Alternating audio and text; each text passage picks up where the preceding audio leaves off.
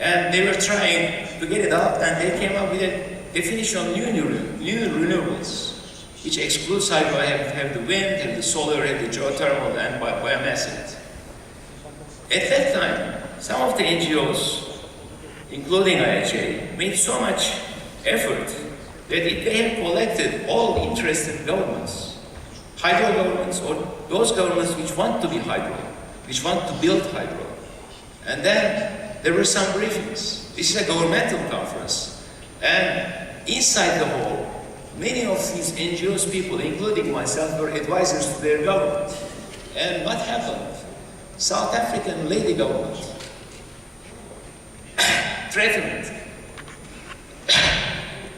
that she would walk out the conference room with her sister. And this affected the decision of that ministerial declaration, and it said all kinds of renewables, including hydro of all sizes, are parts of renewable spectrum. These are three things that I witnessed. In fact, in that very same meeting, outside, Greenpeace and other NGOs were protesting so much that we want wind and we want none. Wind Association got uneasy about this, discomfortable about this. They said, we are the professional organization. We must be the ones who are promoting wind, not the people outside in the street. So, Wind Association, Solar Association, Hydro Association formed an arena, International Renewable Energy Alliance, in the hallways at that time. They signed a memorandum of understanding. Then later they were joined by geothermal. Now they are being joined by the biomass. This arena is fighting for renewable energy in every COP meeting in a very efficient way.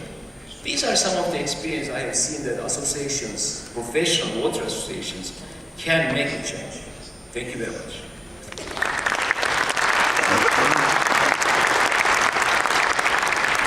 Thank you very much. We have heard three very important components that could contribute to sustainable water resources management: science, education, capacity building, and the role of professional associations and networks. Yet, there are gaps existing, and the question is how to bridge that gap. What do you think? Is there any comment or question or contribution from the audience to the panel? Don't shy away, you can ask nasty questions. Mr. Golopakrishnan, please go ahead. Secretary General of ICID. Well, coming after Dogan, I have just nothing much to say. He has very effectively put as to how effective the professional associations could be. And I'm sure, I fully endorse that given an opportunity, they can do a lot. Well, the forum is also bringing out an excellent document, which is the World Water Development Report. It is also improving day by day, and it has a lot to give, and the dissemination part of it, if the professional associations also help. I know the mechanism directly also getting involved with various governments, but some of us have a great role to play, and together we can make a difference. And again, it is good that this time the recognition has come and the theme has been called for the role of the professional associations, and particularly the theme 3.2. It has helped us to look into these opportunities. I'm sure we have a lot more to do. It came up very effectively in the presentation made by Seva. I think we have a lot to do. That's what in brief I would Thank you. Sir, would you like to ask a question? Please go ahead. The gentleman, yes. If you would kindly introduce yourself. Yes, I'm Carlos Carrion from the International Labour Organization. I have heard a lot about the professional associations in this forum, and mostly they are associations of people who work outside the water enterprises. I would like to know what role you see for the organizations that are of employees that are within the enterprises. Okay. Madam. Please go ahead. Hello, my name is Margit Perko. I'm a political science student from Austria. And I'm wondering why the issue of population growth is always treated as an external pressure. It should be treated as a major point where we can do something. And it's an issue of education, I think, so it's suited to this session.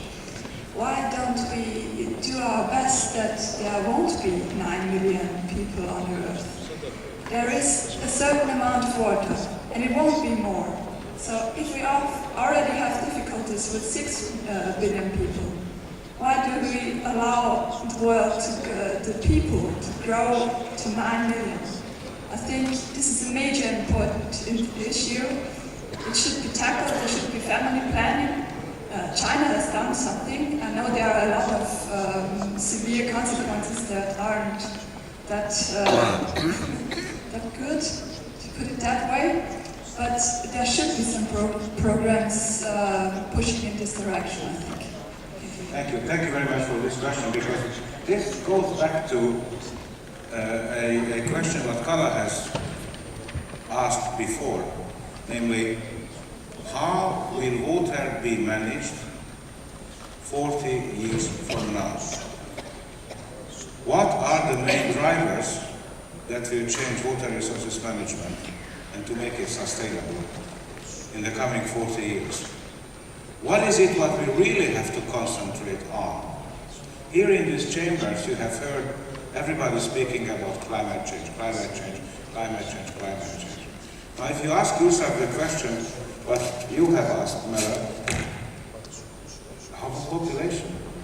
There will be 3 billion human beings who are yet to be born and join the current 6.5.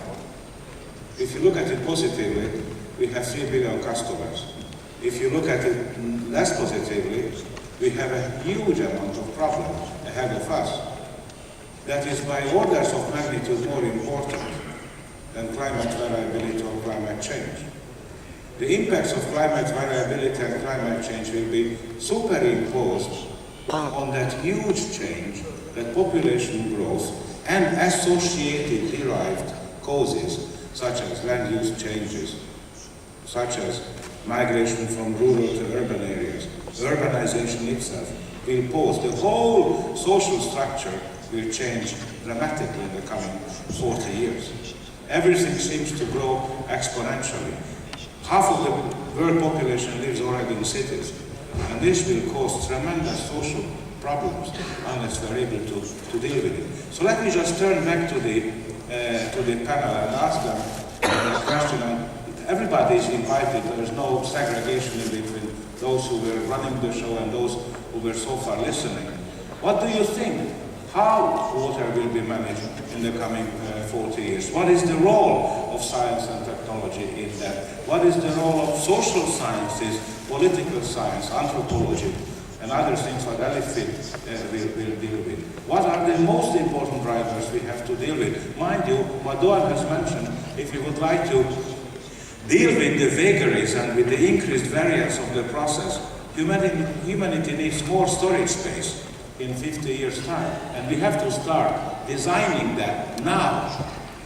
Who would like to, I have to apologize for this nasty question, but this is what I have to, I would like to ask you to deal with. Kara and then Professor Artaji. The mic. I think that's a very important issue, and I think there are a couple of pointers I'd like to identify. The first is in relation to population growth, particularly urbanization.